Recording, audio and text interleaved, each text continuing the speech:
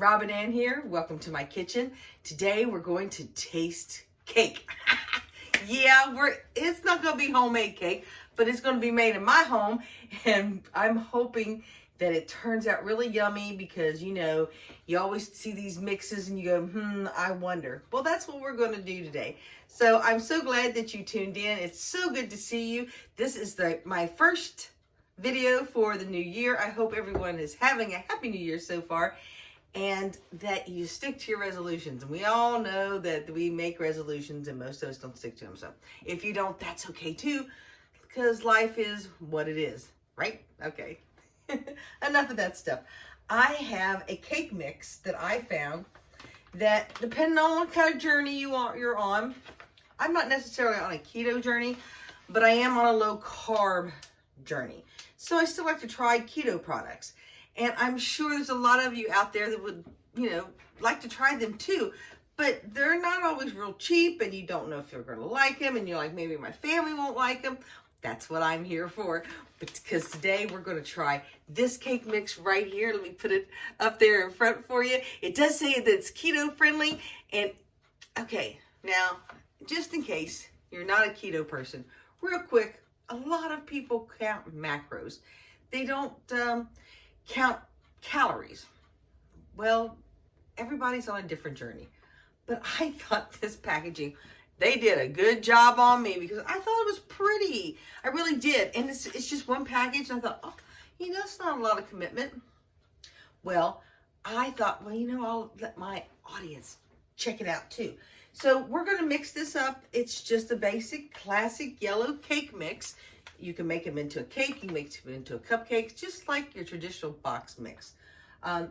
This Birch Blends, I am not represented whatsoever, but I know that it's a pretty good blend, especially for good company with this type of product.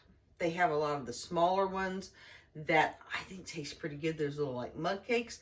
That's why I was anxious to try this. So it is a yellow cake mix. I think they have a chocolate cake mix and even a brownie one. So today we're going to try this. And just to let you know, in case you're interested, it says 5 grams net carbs per serving. Again, if you're on your own journey, you know what that means. I don't pay a lot of attention to that. I'm just glad that it's lower in sugar. So I go right back here and look how many carbs it has. And that's right where I kind of go, this has 22 grams of carbs. That's regular carbs. None of that taken away the alcohol, sugars, or the fiber, or anything like that. It's just straight out 22 grams of carbs. So you really need to think of that if you're going to be on a real strict keto. But then when you start adding in, or subtracting, I should say, your fiber, your sugar, alcohols, it comes down to just the 5. So again, it depends on what kind of journey you're on. I'm on a journey that I want things to taste good, but I want them to be lower in sugar. That's where I'm at, okay? And I hope that you'll stay with me and take the journey with me. Okay, let's get this started. I'm going to just follow the directions right on the back, y'all. You don't have to stick around for that. It's real simple. I'm going to add 3 eggs, then a 1/3 cup of oil. I am going to use olive oil, so it might make the taste a little bit different, but not much. Because this olive oil right here, again, not affiliated, but I really like it. It's a real light flavor. I cook with it all the time. It's one of my favorite, and it's extra light taste. So I want to use a good oil. I'm not going to buy something like this and then use vegetable oil or canola oil. That stuff, no. Read up on it yourself. If you use it that much, you shouldn't be. Okay, so I am going to, you do you. You do whatever oil you want when you buy one of these, but I'm going to do the olive oil, and I just wanted to let you know. And then just add also a 1/2 cup of water. That's it. We're going to put it in a 9-inch square pan. This only fits in 1 square pan, oval pan, not 2. If you wanted to make a double layer, you need to get 2 packs. So we're going to bake it for about 30 to 35 minutes in an oven at what 350. I just had to read on it. So yeah, we're gonna get it all mixed up and get it going, and I'll meet you right back here. So stay tuned.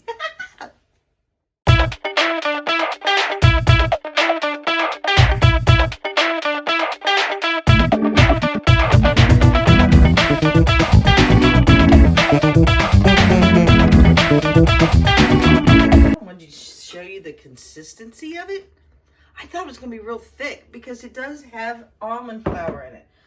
But with all the liquids and the eggs that you put in it, it's a nice consistency. I do notice it's getting a little bit thicker as I talk. But it blends up really nice. So I'm going to pour it in, get the bacon.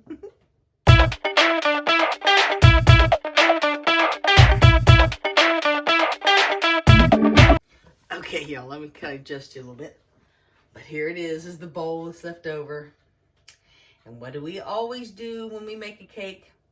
I cannot just put this in the sink and not taste it. I'm almost afraid to. I've tasted other things that were like this before they got baked and they were not that good. So, but I'm going to, for you. Let me grab a spoon. I'm doing this for you. Okay, let me get a little something.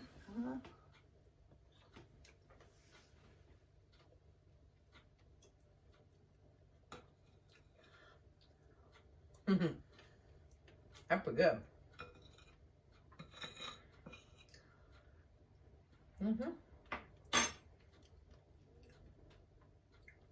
I like that. As far as this goes, you can taste the almond flour. That's the reason why I didn't want to really taste it before it baked, but it's good. This is good. I mean, I do like this already. Gotta get the bacon. But yeah, as far as licking the bowl clean, yeah, I think I might be giving it 2 thumbs up. Although I'm not gonna lick this clean, but my husband might. Okay, that bad boy's in there. Let me set my timer for, I'm gonna set it for 20 minutes and check it and probably put it in for another 10 because it said about 30 minutes. Okay, see you back here. Okay, everybody, it's out of the oven and I only cooked it for 20 minutes. And I'm gonna tell you why. I wanted to undercook this just a little bit. I've dealt with almond flour before and it can get really, really dry on you. So I decided to undercook it and I think I made a good decision. I've already cut this. It's kind of cut like a cake. Almost looks like cornbread, but it's not like that. You can see how brown it's got. It's, yeah. The 20 minutes for that size at 350 was perfect, I do believe. But here it is. Let me get it kind of up there. Oh, it looks really good. Really yummy. It's got a nice, it just seems like a really normal cake. So, you know what it's all about. It's all about the taste. This is warm because I love warm cake. So, cheers.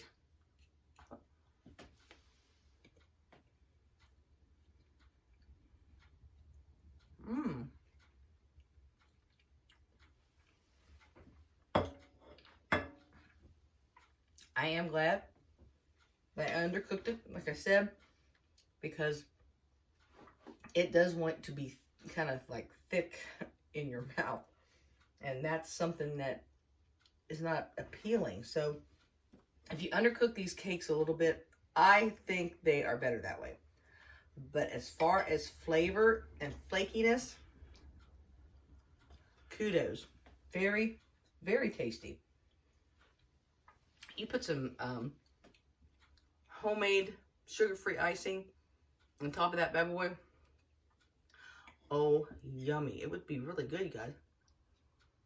I mean, that's really flaky. Even though it's undercooked a little bit. 2 thumbs up. And again, that's what we're reviewing. I've seen other cakes by them, like chocolate. So I'm probably going to try that one next. Because, yeah, that's a good choice. But anytime that you make anything like this, no medical advice whatsoever. But keep track of your sugar if you are a diabetic. Don't fall into the fact that, oh, just because they are not sugar, they're a sugar substitute, they'll be okay. It's not always the case. So, you know, you always do you and take care of yourself. But yeah, as far as flavor goes, yummy to the yum yum. You can trust these buds on that one. Okay, that does it for this episode. Thank you so much for tuning in. Please, if you haven't hit that subscribe button, please do. We're going to ding that bell, and that way you get notifications for anytime we test other products and have recipes and take a drive, do whatever life brings us, okay? So please, please take care of yourself, love someone else, and make sure that you come right back here at this time, okay? And see us. All right, take care. God bless. Bye.